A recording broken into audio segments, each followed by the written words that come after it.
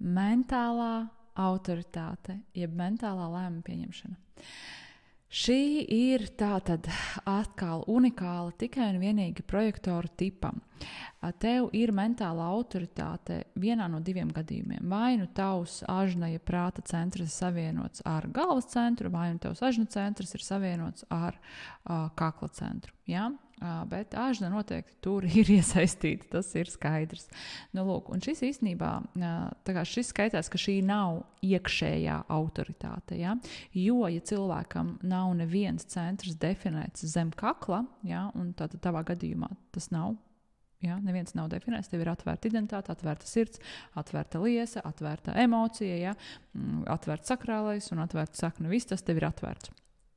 Tad ir jāsaprot, ka tu pēc būtības tā vadība, pēc kā tev ir jāvadās, ja, kur tu saņem informāciju, ir atkarīgs no vides, kurā tu atrodies. Un ja tu atradīsies, ja tev būs sajūta, un tu ar savu atvērtu identitātes centru īstenībā vienmēr jūti, vai tā vide ir tev piemērota, vai cilvēki ir īstie priekš tevis vai nav. Ja? Un kamēr tu atrodies neīstajā vidē, tu nevari arī pieņemt tos īstos lēmumus. Un tāpēc tev ļoti svarīgi vispār, tātad, kas tev ir apkārt, kas ir cilvēki, kas tev ir apkārt, kas ir tās vietas, kur tu vispār uzturies un tam līdzīgi. Nu, lūk, tāpēc ir ļoti svarīgi izprast, vai vide, kurā es atrodos, vai viņa man ir pareiza. Ja? Un to tu sajutīsi, to tu vienkārši sajutīsi. To tev neviens vispār cits no malas nevar pateikt, tikai tu pats to zini. Ja? Nu, lūk, un šiem cilvēkiem, protams, ir ļoti spēcīgs prāts, bet ir ļoti jāuzmanās, ka mēs neiekāpjam šajos visos prāta pinekļos, nesapinamies. Ja? Jo, protams, prāts vienmēr mēģina iejaukties tajā mūsu enerģētiski pareizajā lēmumu pieņemšanā. Bet tavā gadījumā, ka tev nemaz nav šīs iekšējās autoritātes, kā izpaužās šī mentālā autoritāte, mentālā lēmuma pieņemšana? Viņam vispār angļu valodā dažādi nosaukumi ir mentālā, tad ir tā kā vides autoritāte, ja, environmental, tad ir sounding board, ja, tā kā tāds sounding board, tā kā dēlis, pret ko atstās skaņu un nāk atpakaļ, ja, es tā to iztēlojos. Bet kā tas ir jāsaprot? Tas vispār nozīmē, ka tev jābalsta savi lēmumi tajā, ko atbalso cilvēki tev apkārt. Tā kā tā vide tev apkārt. Ko tev tas atbalso? Kādu informāciju tu iegūsti? Tad, kad tu tā kā mētā tās savas idejas un kaut kādas pārdomas un diskutē par lietām ar cilvēkiem, ar tiem saviem tuvākajiem cilvēkiem, ko tu pats dzirdi, kas nāk atpakaļ. Tad, kad tu kaut ko pasaki, ko tie cilvēki, kas ir tavā lokā, kā viņi tev to atbalso, kā viņi to ir no tevis sadzirdējuši, kā viņi ir sapratuši. Un šeit īstenībā ir stāsts, ka ir ļoti svarīgi tātad, lai tev būtu tādi cilvēki, kuriem tu uzticies. Ja, tā kā tev veselīgi cilvēki, uz kuriem tu vari paļauties. Un tādi, kuri neietekmēs tavu lēmumu pieņemšanu. Respektīvi, te, kad tu pieņem kādu lēmumu, ir forši, ka tu ar kādu vari parunāt. Un, tā kā līdzīgi kā arī, piemēram, pašprojicētā autoritāte, ja, ka viņam vienkārši tev ir jārunā. Ja, tev ir jārunā un tev ir jāatdzird, ko tu saki. Bet redzi, pašprojicētājs, viņš pats sevi sadzird un viņš pats nonāk pie lēmuma dzirdot, ko viņš pats teica. Bet tev kā mentālajam ir jārunā. Un tad tev ir jādzird, ko citi atbalso, kā viņi ir sadzirdējuši to, ko tu saki. Ja? Piemēram, tev ir jāpieņem kaut kāds lēmums, un tad tev draugs, tu tur runā, piemēram, tur jābrauc uz ārzemēm, ja? Un tad nevar tikai pieņemt to lēmumu, braukt vai nebraukt. Un tu tur kaut ko runā, tu par to, tā kā visu kaut ko tur izsver, ja? Un tad tev tas tava uzticības persona, tas tavs tuvais cilvēks, viņš tev saka, man izklausās, ka tev ir jābrauc, bet tu vienkārši baidies izkāpt no savas komforta zonas. Vai man izklausās, ka tu neesi vēl gatavs braukt, vai man izklausās, ka tev nevajadzētu tik daudz, ka tu pārāk daudz domā par, tur saviem kaut kādiem tuvākajiem vai, whatever, ja. Respektīvi, kas ir tas, ko teiks tas tavs uzticamības tava persona, ja? Un te ir ļoti svarīgi tas fakts, ka ne jau, ka tu prasi viņam, kas man ir jādara, un patiesībā tev pat arī, varbūt nevajadzētu tā konkrēti, apspriest kaut kādu konkrētu lēmumu. Ja tev pat varbūt pat nevajag kādreiz teikt, ka tu mēģini pieņemt lēmumu, ja? Bet vienkārši runāt par to un tad sadzirdēt, ko saka tie cilvēki tev pretī. Ja? Jo ir ļoti svarīgi, lai tas cilvēks, lai viņam nebūtu nekāda viņa personiskā interese tajā, kādu lēmumu tu pieņemsi. Jo, piemēram, ja tu, plāno braukt uz ārzemēm, un tev ir tuvs draugs, ar kuru tu par šo gribi parunāt, bet redzi, tam draugam tu esi ļoti svarīgs. Un tavs draugs, viņš negrib, lai tu brauc uz ārzemēm, jo viņš saprot, ja tu aizbrauksi, viņš tevi vairs nesatiks. Un tāpēc, ja tu ar šādu draugu, kuram būs tā personīgā aģenda, kurš nespēs to savu viedokli paturēt tā kā pie sevis, to savu personisko vēlmi, jā, pēc tā, kad, ja tavs draugs grib, lai tu paliec, viņš negrib, lai tu brauc. Protams, ja tu viņam prasīsi, man braukt vai nebraukt, viņš tev pateiks, nebrauc, jā, jo viņš ir ieinteresēts, lai tu nebrauktu. Un tāpēc te ir jāsaprot, ka pirmkārt, ļoti reti tie tuvie cilvēki, parasti jau viņiem ir kaut kāda interese, jā, tajā, kā tu lēmumu pieņemsi. Un tāpēc varbūt ir arī jāsaprot, kā runāt par lietām, lai tas neizklausītos, ka tu. Jo tas nav par to, ka kāds cits tev palīdzēs pieņemt lēmumu. Tas nav par to. Lēmumu pieņem tāpatās tikai tu esi sev autoritāte. Bet, lai tu saprastu, kas ir tavs īstais tas lēmums, tev vajag izrunāt. Un tieši ir tie cilvēki, tad, kad viņi kaut ko grib darīt, viņi par to domā, viņi tādā ideju līmenī par to domā, tiešām tikai galvā. Ja? Viņiem vajag runāt, un viņi runā ar vienu. Ja viņi dabiski dzīvo tā kā saskaņā, to var ļoti redzēt. Šie mentālie projektori, viņi tiešām runā par to, ko viņi grib darīt, kā viņiem varbūt vajadzētu darīt. Viņiem patīk tā kā apmainīties ar tām idejām, ar kaut kādiem. Viņi grib dzirdēt citu viedokļus, ja? Bet ne jau tā kā obligāti, lai ietekmētos no tā un lai darītu tā kā citi liek, bet lai tā kā sadzirdētu, kas ir tas, kas viņiem ir tiešām jādara. Ja? Caur to visu, kas viņiem tiek atbalsots. Un tieši tāpēc ir svarīgi, lai tā vide būtu veselīga. Ja? Vai viņa ir veselīga, tu to vienkārši sajutīsi. Ja? Arī tā kā skaties, kad tu pieņem tos lēmumus. Kā tu jūties? Tīri ķermeniski, tīri fiziski. Ja? Kā tu jūties konkrētajā vidē, kā tu jūties ar konkrētiem cilvēkiem, vai viņi liek tev justies ērti, vai viņi liek tev justies neērti. Ja? Un visa šī ērtība vai neērtība, tas ir kaut kāds signāls, jo tu ļoti sajūti vidi.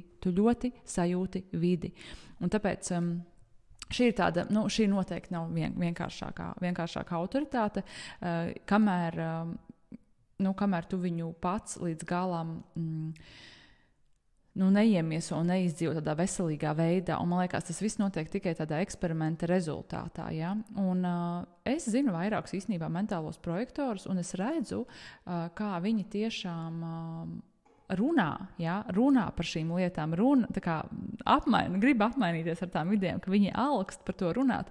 Un tajā pašā laikā es arī redzu, ka viņi ir savā spēkā, un šie cilvēki, kuri man ienāk uzreiz prātā, es redzu, ka tas nav tā, ka viņi gaida, ka kāds viņu vietā pieņems lēmumu vai pateiks, kas viņiem ir jādara. Bet viņiem ir ļoti, viņiem ir no svara. Viņiem tiešām ir no svara, ko cilvēki apkārt viņiem tā kā atbalso. Un ne jau tāpēc, ka viņiem ir svarīgi, ko citi domā, bet tas ir svarīgi viņu procesam. Un es nezinu, vai tu vari tā vienkārši izskaidrot. Es domāju, tas, kurš pats ir šis mentālais projektors, un ja tu šo klausies, tu uzreiz sapratīsi, kas tas ir priekš tevis. Tu sapratīsi, tu beidzot varbūt sapratīsi, kāpēc tev vajag par visu vienmēr pārunāt, kāpēc tev varbūt tev ir iepriekš bijis tāds, kāpēc vienkārši tā kā nevar pieņemt lēmumu, ja? Tāpēc, ka tu nevari. Tev vajag, lai kaut kas tev atbalso. Ja? Tev tas ir vajadzīgs.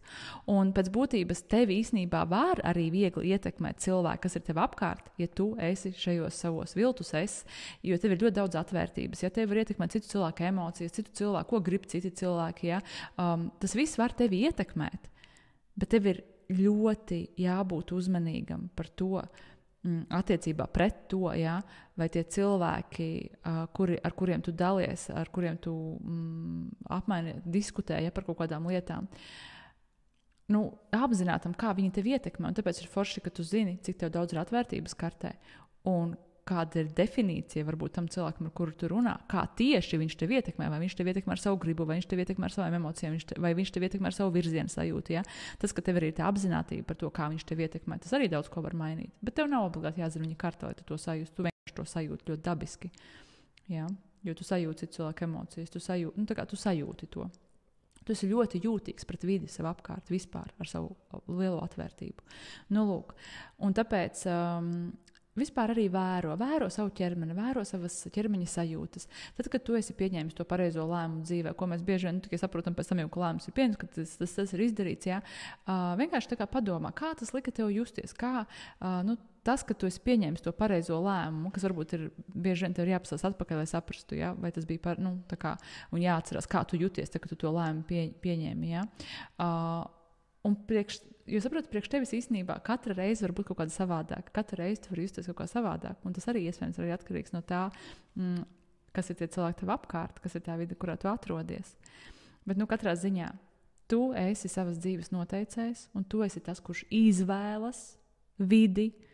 Tu esi tas, kurš izvēlas, kādi cilvēki tev ir apkārt. Labi, mēs kā ir tas teiciens, ja? Ģimene neizvēlas, bet draugus gan izvēlas. Ja? Bet tāpatās tu vari izvēlēties, ar kuriem tad tu pārunā šīs lietas, kas tad ir tas tavs sounding board, ja, tavā dzīvē. Un ir svarīgi, lai tie cilvēki tevi ciena, lai viņi spēj savu viedokli atdalīt no tā, kas tev būtu jādara vai kas patiesi ir domāts priekš tevis. Ja. Tas ir ļoti svarīgi, lai viņi to atdala, nevis, ka viņi tev uzspiež kaut kādu to savu lietu.